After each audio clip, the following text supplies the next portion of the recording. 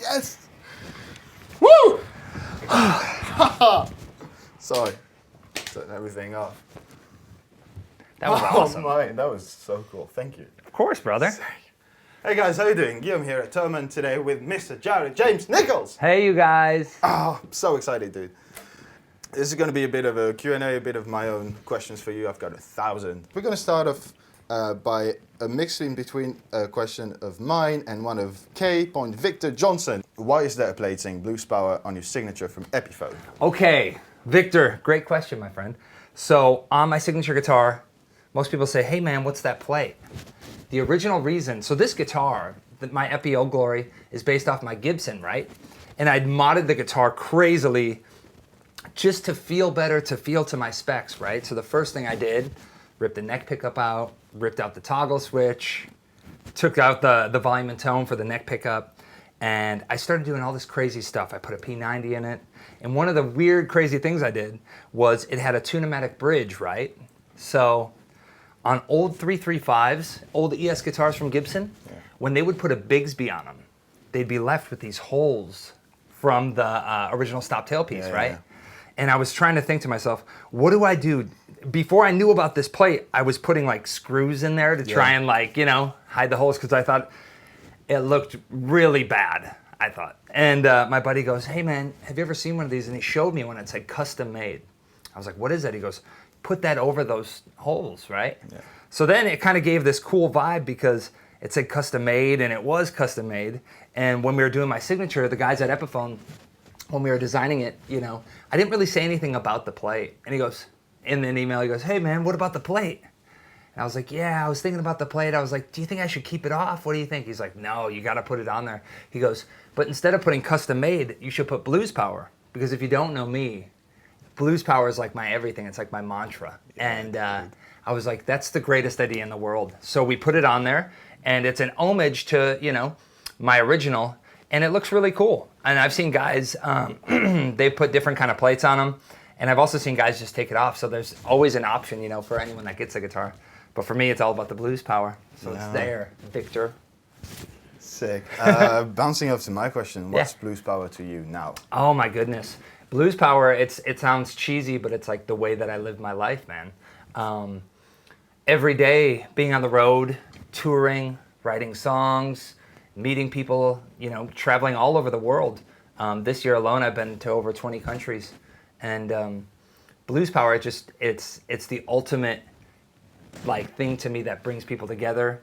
It takes the music I love, all the old blues stuff, the rock stuff, hit it with a punch, man. And you know, it's the blues for 2019, and I'm here to deliver. What's to live by, man? I was thinking of maybe calling that video "Is Blues Guitar Still Relevant?" Mm-hmm. And here's why: because we do a lot of, you know, videos on YouTube and everything, and most of the feedback we get for every blues guitar player that comes by is like, it's blues, you know, everyone can do it. It's all like. So, what do you think? Is blues the end game? Like, do you want to play blues, or is blues the thing that allows you to? Oh my goodness! Well, go some new place. For me personally, you know, blues. I mean, maybe not by looking at me, but blues are my roots. That's what I started learning with. That's what really inspired me to play. A lot of people, unfortunately, are very quick to judge people that play guitar, electric guitar, blues guitar, rock guitar. You know, we're always generalized in boxes. But, you know, for me, it all starts and ends with the blues. And what I mean by that is it all starts with that interaction, that emotion with the guitar, the actual feel of the strings. And no matter what I'm playing, whether it's heavy rock stuff, you know, country chicken picking stuff, whatever I'm playing, there's always the red thread of the blues in it. So is the blues relevant today? Of course it is. You know, and really, Miles Davis had a thing, and he said, and I won't swear, but he said, you know, it's not about the notes that you play. Yeah. It's the guy who's playing them or the gal who's playing them. So to me, that really holds true. I think that, you know, a lot of people that are, you know, wondering, oh, I really love the blues, but, you know, people say this or people say that. Follow your heart, man. Just do you, and everything else will work out. Beautiful. Beautiful. Thank Just you. do you, bro. Yeah, I'm trying. There's a bit of truth in there, the fact that how do you take something that's 1,000 years old and make it, fresh and interesting. And I was listening to Nails Yeah. a couple of weeks back, and this is almost poppy. Like, it's lo-fi, it's chill, it's like, but there's still the blues in there. Yeah, it's man. in there. Yeah, because that's part of who I am as an artist and what I do, and it's a big part of my life. So, regardless if I were to play on a funk tune or something like Nails or whatever it would be, you would still hear that because it's my personality, and I think that as all great guitar players, no matter what genre, style, all great musicians, when you hear them, you hear them. Yeah. You know who it is. And to me, that's really what I think the world needs more of, is people that are a little more bold and a little more daring to, take the reins and say, I'm going to play the way I want to play. Yeah. And that's it, All right, we're going to get into the techie stuff because we had a bunch of questions about this. Luke, I guess. Yes. Cheers. Sorry. 14 said, what do you find so great about P90s? Oh my goodness. Luke, great question, man. So for me, as many guitar players, we're always looking for the next best thing. A few years ago when I started working on Old Glory and really trying to find what's my sound, what am I going to do? Yeah. One of the first things I looked at was pickups. One of my favorite guitar players, his name's Leslie West. He played in the band Mountain, right? And he played a Les Paul Jr. with a single P90. And I thought to myself, what is it about that sound that I like? I said, it sounds really clear, it has a clarity, but it's also like really huge. Yeah. So to me, with a single coil pickup, a lot of people are very nervous about them because they can be buzzy, the hum. Yeah. It's part of it. It's part of it. It lets you know it's alive. Just play louder. Yeah, just play play louder than the hum. And I used to ask people that. Like, I even asked Leslie West, I was like, man, how'd you get rid of the hum? He's like, what? He's like, it's part of the sound, man, Everyone will play differently on certain pickups, but I found that when I don't think about things, that's when they're usually pretty good. And for me, when I found just a standard dog ear P90, and it's so cool in my guitar, I was able to put a Seymour Duncan in it. And because I love Duncan pickups, and I have a close association with Seymour. And I just love the pickup, man. And I think that it's cool because for me, playing guitar, it's all about the sound. You're chasing the sound. And when I found this, I said, there's the sound. That's what I was looking for. Oh man, that's great. DJ_KMK asked, what is your favorite guitar strings and tuning? And to that, I want to add, does the fact that you play with your fingers kind of went into consideration regarding this? Absolutely. For me, I've been using DR strings, okay. 10 to 52s. I love them because they're so bendy and they're so strong. I haven't broke one yet to date, which is kind of crazy for as hard as I play. And playing with my fingers, that was a big consideration because, like most guys, it would be like, you want to feel the strings under your fingers. And for me, it's the same on this hand. So I feel every single note. And these strings, they last really long. They're great. Can I play? It's okay? Oh man, try and break one. Okay, let's see. So there's a thing I always do, so check this out. So when I'm checking these strings, like I was showing you before in the other clip, you can do these bends. So like say I'm in E. Check out this bend.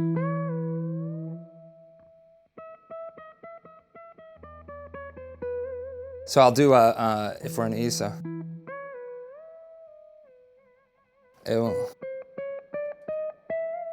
So it's pretty high. And I can go even, so I guess it would be a 5-step bend, which is kind of crazy.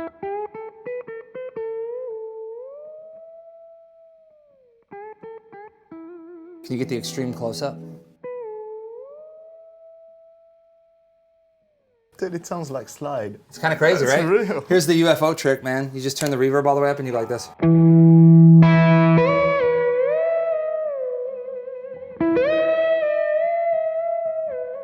But doing the big bends, this is my new trick. So you go like this, like a...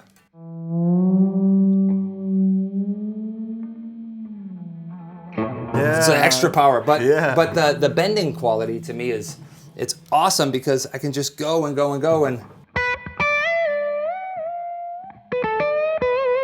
Like most guitar players, I never used to think about bending more than, one. right? Or a half step.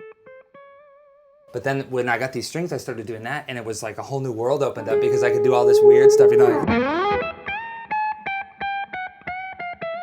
So I just started bending more. And then the other thing is the control and the consistency. So if I just go like this, like I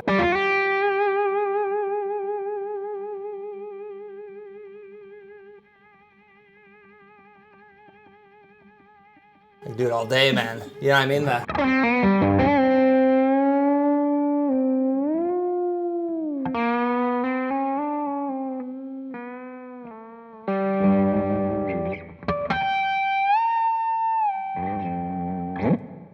Pretty cool.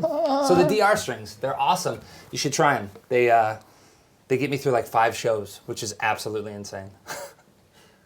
That was for you, DJ KMK. Klaus Stieler. I should be able to pronounce that by now, right? Just ask, how old are you? And true, I have no idea. How old are you? How old do you think I am? 63? Yeah, roughly. Is it like late 50s? I'm late 50s, yeah. I vividly remember, you know, when Hendrix came out. No, I'm 30. So I started playing guitar when I was 15. I grew up in Wisconsin in the States, and I lived there until I was about 21. Moved to California, and I've been there ever since. Nishan _WB. What was your first guitar? My first guitar? It was actually a Les Paul copy. So my brother had an acoustic guitar, and it was like laying there. And originally I wanted to be a drummer. Yeah. Because I was hearing like Black Sabbath and stuff, and I was like air drumming to it, and I was like, yeah, I'm gonna do that. And I got a drum set, and it was my buddy's drum set, and I brought it home. And my dad, he was a construction worker, and he came home from work, and I was down there going, pa, pa, pa, pa, pa, pa. And he was going, he walks down, he just looks at me, and goes, no, not happening. And I remember like 2 days later, I walked upstairs, and you know, because I had the drums in the basement, and he goes, why don't you try guitar? You can take it with you. You know, you can turn it up, you can turn it down. And I said, everybody plays guitar, I don't want to play guitar. And he goes, well, just try it. And I said, well, maybe I'll try it, but if I'm going to do it, I'm going to get an electric. So we took this old acoustic that we had, and we got like, it would have been like probably like 20 euros. Yeah, right. And we got 20 euros on a trade for it. And I ended up getting like this cheap Chinese Les Paul copy. And the first riff I ever learned was...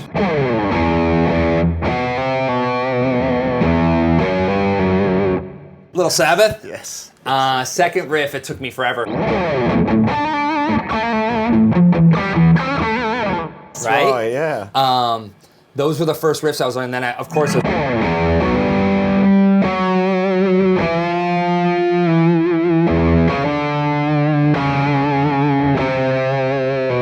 I couldn't be bothered trying to go. I didn't care about that. I wanted to learn the riffs, man. So I used that little Washburn, then I saved up enough. And then funny enough, wouldn't you know it, I got an Epiphone Les Paul. And sitting here now, it was a total full circle moment, because I remember when I got it, me and my buddy were sitting there, and he had his Epiphone Les Paul and I had mine, and he's like, well, mine's way better, you know. Mine's got a, you know, like it was like a cherry burst. Yeah. And I had just like a plain top one, and I was like, whatever, dude. But it's funny now because it's a full circle moment to have my own. Yeah. Super cool. Congrats again. Cheers, and man. Well Thank deserved. you. Well deserved. Thanks, man. Going on about this, Ari G. Chude asks, are you self-taught or have you had teachers? Saw you live in Newcastle recently. Amazing. Awesome. Yeah. Ari. Awesome, man. Actually, in the beginning, so I'm left-handed. So I write with my left hand. Okay. Originally, when I picked up a guitar, I picked it up like that, upside down. And I went to the local music shop, and there was a teacher there. His name was Craig Fremont, and he was like an Eddie Van Halen nut. He had like the Bumblebee guitar and everything. Right. And I remember I heard him play, and I went into his room, and he started to do the... And I was like, how is he doing that? You know, I want to do that. And I pick up my guitar, and I'm holding it like this, and he goes, dude, you're holding your guitar the wrong way. And I was like, really? So I flip it. And I was like, okay. And then I started playing with my thumb. And he goes, if you're going to be a real guitar player, you know, you got to use a pick. Yeah, right. So I started using picks. And I'm like, okay, this feels weird, whatever. So Craig taught me for about 4 or 5 months. And I was real quick on it. And he ended up saying, he's like, man, I don't know what else to show you. Because he was showing me all this different stuff. Cool. And So I had him, but when I found the blues and I got into that, I just taught myself all that stuff. When it comes to anything I'm playing now, dude, it's me. But I had a brief stint when I was 18. I got a scholarship to go to Berkeley in Boston. Awesome. And it was, I went in there ready to play blues and rock and funk and rock and roll, you know, like, and they were like, yeah, we're going to do classical and jazz. And I was like, cool, man. I'm going to go out that door. But did you? Yeah, I did. Yeah, I left. And then I ended up making my way to Los Angeles. And I studied at Musicians Institute for 6 months. Okay. And that kind of helped me get more of my, you know, my theory and my chops together. But as far as like anything like that you hear me play, especially with the technique and stuff, no one ever showed me any of that. I just, you know, I kind of took what I saw, processed it, and brought it out my own way. So it's kind of cool. But it's weird because I see people playing like licks that I would play, and the big thing is I do more than like one note at a time. So I would...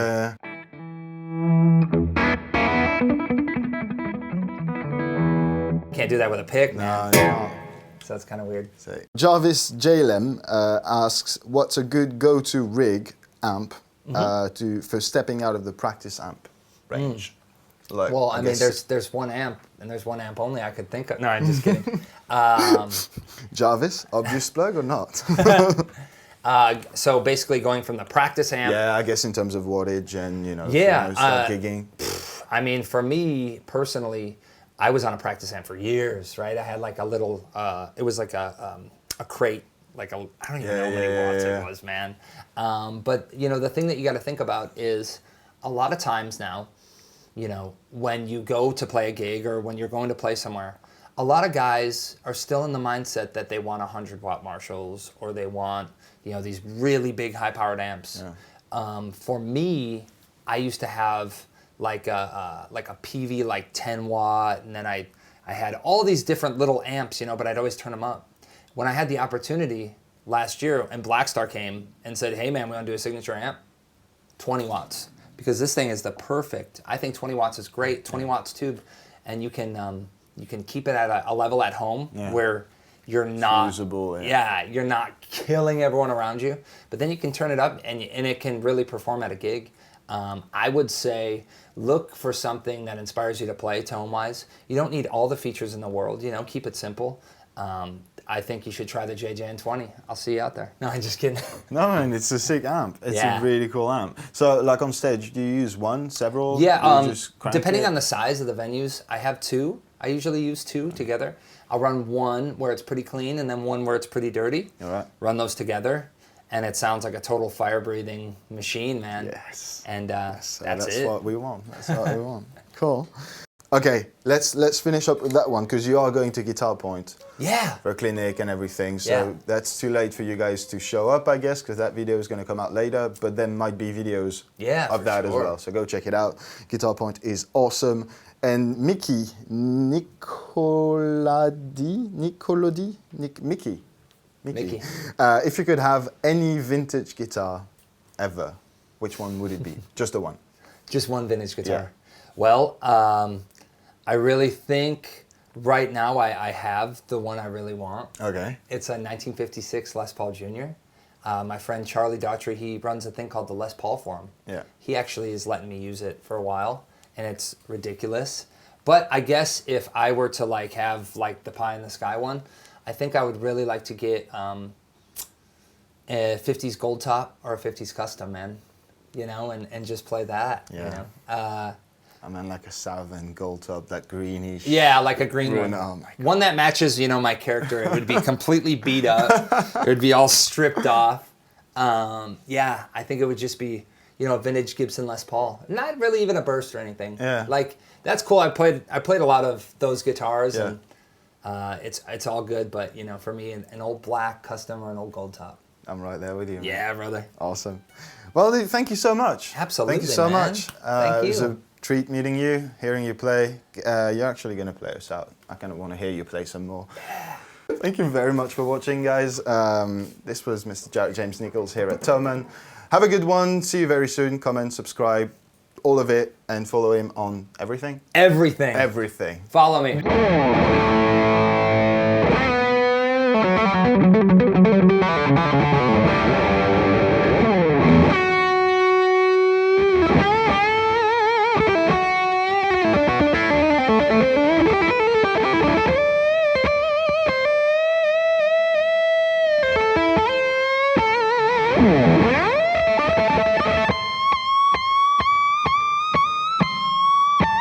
Bye.